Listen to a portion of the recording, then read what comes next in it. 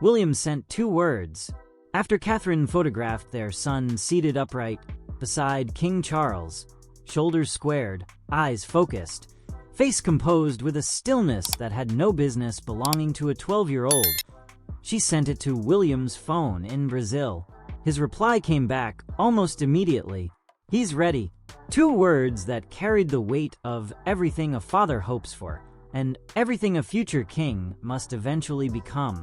But what happened inside Royal Albert Hall that November evening went far deeper than a proud father's reaction from a hotel suite on the other side of the world. It went to the heart of what the monarchy is preparing itself to become, and who will carry it there. Why George was there at all. William's trip to Brazil had been scheduled long before the Festival of Remembrance. The timing created an unexpected dilemma. Leave the Wales family underrepresented at one of the monarchy's most symbolically charged annual events, or introduce George to the front line of royal duty earlier than originally planned. For a family that has built its entire public identity around continuity and intentional preparation, the answer was clear, but the decision was not made lightly or quickly. Before boarding his return flight, William held a late-night call from Brazil with Catherine and key palace advisors, working through seating arrangements, media access, and the precise timing of George's entrance. He was specific about one thing above all others. He didn't want the appearance to feel staged. He wanted George to experience the ceremony, not perform it. Catherine pushed for George to sit directly beside King Charles. Her reasoning was instinctive rather than strategic. There are lessons a future monarch absorbs not from briefing papers, but from proximity. How a king holds silence. How he listens when veterans speak. How he carries memory in his posture. Charles agreed without hesitation. The palace's communications team made one additional decision that quietly shaped the entire. The gesture was maternal, but it was also instructive. This was not simply an outing. It was an initiation. Inside the venue, the seating arrangement told its own story. George sat between Catherine and King Charles. To his left, the heritage and authority of the crown in its current form. To his right, the warmth and emotional intelligence of the future.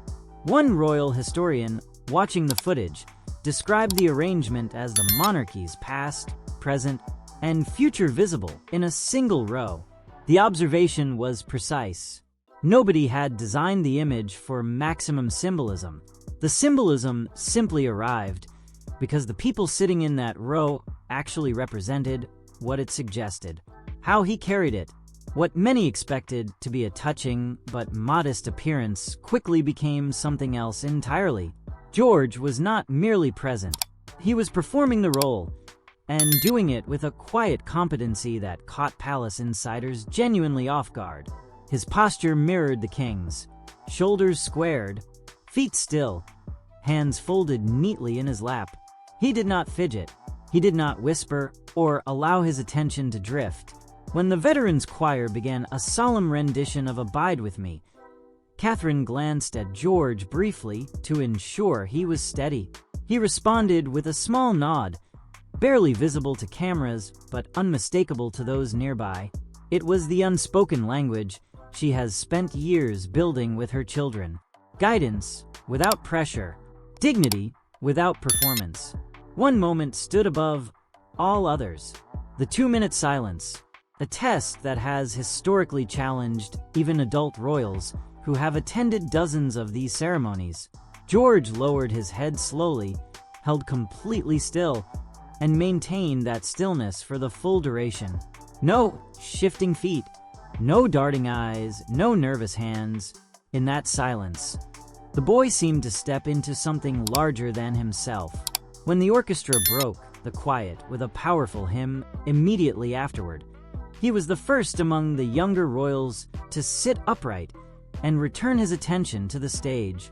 Those watching, the Duke of Kent carried a different but equally powerful symbolism.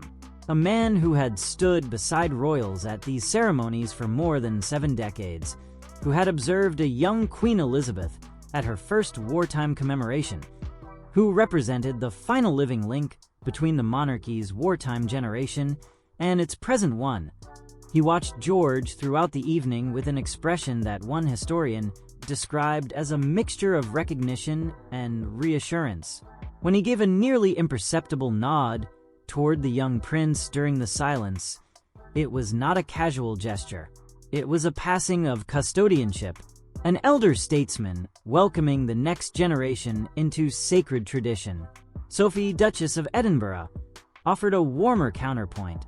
Before the ceremony began, she touched George's arm lightly in greeting, her smile easy and genuine. Her warm glances toward Catherine throughout the night carried an acknowledgement of something the two women share, a deep mutual understanding of what it means to raise children within this institution while protecting them from its most crushing pressures. What Camilla's silence said. Not every reaction in the room was warm.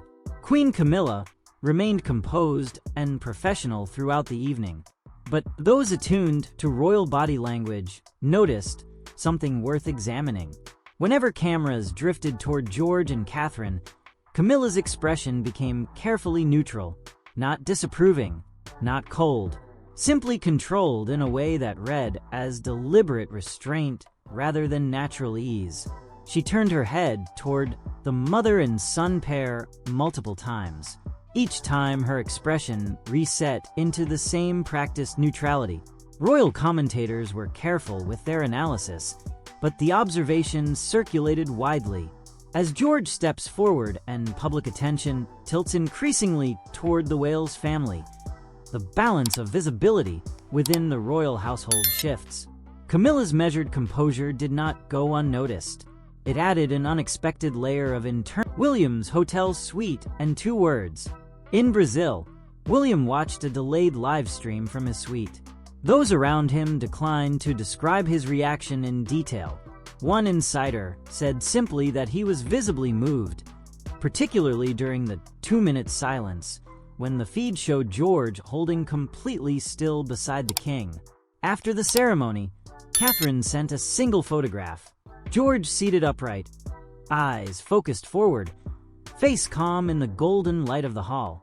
William's reply arrived almost immediately. He's ready.